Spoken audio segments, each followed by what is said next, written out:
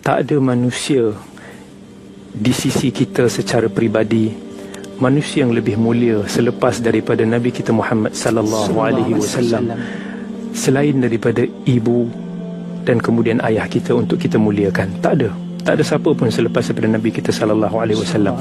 Kita hanya boleh menyelisihi ibu kita dalam perkara-perkara yang menyalahi perintah daripada Nabi, perintah daripada Allah. Itu sahaja perkara yang kita dibolehkan.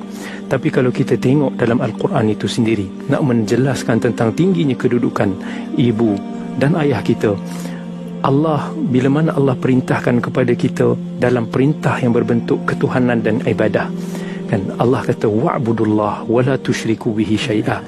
Perintah pertama adalah tauhid. Tetapi apa perintah selepas daripada itu? Wabil walidaini ihsana. Allah sebut dalam surah Ali Imran, Allah sebut dalam surah Isra, wa qada rabbuka alla ta'budu illa iyyahu bil walidaini ihsana. Itu sudah cukup menjelaskan tentang tingginya kedudukan ibu kita. Ada satu hadis dalam riwayat Imam Muslim, Nabi sallallahu alaihi wasallam sebut, raghima anf thumma raghima anf thumma raghima anf. Maksudnya Nabi bagi tahu alangkah hinanya, alangkah hinanya, alangkah hinanya. Siapa itu ya Rasulullah? Nabi kata, man adraka abawaihi indal kibar falam yadkhulil jannah. Siapa yang ada diberikan kesempatan untuk hidup bersama dengan orang tua mereka tatkala mereka sudah tua, tetapi mereka tidak dapat meraih syurga. Itu satu kerugian yang sangat besar. Dan di sini saya nak ajak sahabat-sahabat semua untuk kita renung sepotong ayat di dalam suratul Ahqaf. Allah Azza wa Jalla sebut, wa wassaynal insana biwalidayhi ihsana. Allah kata, kami telah berwasiat kepada kita semua manusia untuk berbuat baik kepada ibu bapa kita. Dan bila kata wasiat daripada Allah, ini satu kalimah yang sangat berat, kerana Allah tidak menggunakan kalimah perintah, amarna, tak, tapi Allah gunakan perkataan wasiat. Satu pesanan yang sangat penting. Macam mana kita berwasiat ketika kita mati, kita nak wasiat itu dilaksanakan kerana ia sangat penting dan sangat penting untuk nak kita jaga. Dan kemudian Allah ingatkan kepada kita apa dia? Hamalathu ummuhu kurha wa wada'athu kurha.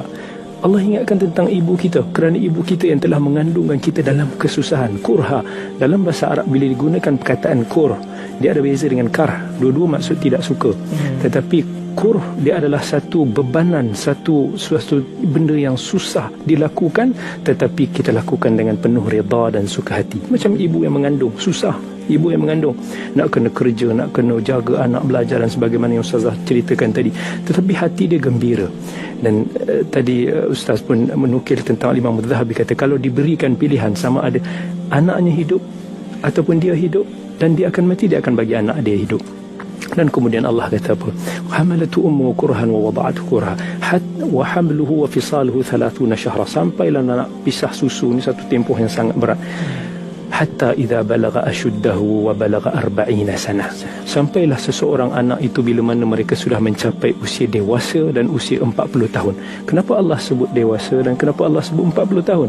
Sebab dewasa ini kita boleh kata satu usia yang kita mula berdikari. Mungkin berbeza dari zaman ke zaman, mungkin berbeza daripada tempat ke tempat. Mungkin usia kita dewasa sekarang adalah usia sekitar 24 tahun, 25 tahun bila mana kita sudah mula berkerjaya. Masa tu kita nak bina ekonomi kita. Masa tu kita nak bina rumah tangga kita. Dalam keadaan kita nakkan dunia dalam hidup kita, adakah kita ingat mak dan ayah kita? Dan kemudian Allah sebut wa balagha 40 sana, sampai usia 40 tahun. 40 tahun Allah sebut, bukanlah berarti mesti kena 40 tahun, tetapi lebih kurang manusia ni bila dia sudah berusia 40 tahun, dia sudah mencapai satu kestabilan dalam kehidupan dia. Mungkin kerjaya dia sudah baik, mungkin pendapatan dia sudah stabil, mungkin anak-anak dia pun sudah ada. Allah nak ingatkan kepada kita, dikala kita sudah ada kesenangan itu, mak ayah kita semakin tua, adakah masih lagi kita boleh berbakti kepada ibu dan ayah kita? Itu satu renungan kepada kita semua, supaya kita tidak tergolong di dalam golongan yang akan menjadi sangat-sangat rugi sebab kita tidak mendapat tiket ke syurga sana. Dan khidmat kepada ibu dan ayah ini tidak akan terhenti sampailah Bukan bila mana mereka meninggal maka tanggungjawab kita sudah selesai. Salah. Tetapi kita akan bergelar sebagai anak sampailah kita yang memejamkan mata. Walaupun mak dan ayah kita sudah tiada di sana, mungkin di atas dunia tak ada, mereka di alam barzakh sana.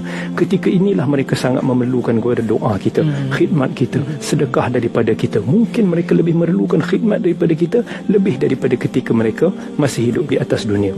Sebab tu kita tetap ada tanggungjawab bakti kita kepada ibu dan ayah kita sampailah kita yang menghembuskan nafas kita di atas. Ini satu topik yang sebenarnya baik saya kira berat. Saya kalau nak bicara topik ini antara topik yang sangat berat untuk saya bicarakan sebab tanggungjawabnya juga berat, termasuk kepada diri yang sedang bercakap ni juga. Ada yang anak tanya tentang macam mana mak ataupun ayahnya yang daripada kecil membuangnya, kemudian bila mereka sudah besar mereka datang minta maaf dan nak perbaik semula. Ada juga yang ketika kecil mendera anak masing-masing. Adalah kita akan jumpa pelbagai kes begitu. Dia ada yang kata, Ustaz, hati saya ni tak ada. Kadang-kadang dia kata kami dah jumpa mak ayah kami tapi hati kami tak ada. Sebab mereka kecil-kecil abaikan kami, mereka kecil-kecil zalimi kami. Jadi adakah kami masih lagi perlu untuk nak berkhidmat ataupun berbakti menjaga ibu dan ayah kita? Itu soalan yang pelbagai. Setiap orang ada dia punya masalah dia. Tapi asas dia untuk saya kongsikan, maksudnya walaupun sejahat mana pun, walaupun seburuk mana pun ibu kita, kita tidak sesekali boleh mengabaikan tanggungjawab kita kepada mereka. Kerana apa? Tadi saya sudah kongsikan. Kerana itu adalah wasiat daripada Allah Azza wa Jal. Dia bukan wasiat daripada ibu kita, bukan wasiat daripada ayah kita, tapi dia adalah wasiat daripada Allah. Allah yang perintahkan kepada kita dengan kalimah-kalimah seperti bir. Dalam hadis sebut birrul walidain. Dalam Quran pun bila mana Nabi Yahya alaihi salam dia kata wabarran, disifatkan dia semua wabarran biwalidayhi wa lam yakun jabbaran 'asiya. Dalam surah Maryam Allah sifatkan dia sebagai seorang yang bar, seorang yang berbakti kepada ibu dan ayah ni. Nabi Isa alaihi salam wabarran biwalidati, seorang yang berbakti kepada ibunya. Jadi kalau kita renungkan dalam Al-Quran pun sebut kepada kita satu dosa yang mana ini kata seburuk-buruk dosa yang dilakukan oleh ibu atau ayah kita. Allah kata wa in jahadaka ala an tusyrika bima laysa laka bihi ilm fala tuti'huma wa sahibhuma fid dunya ma'rufa.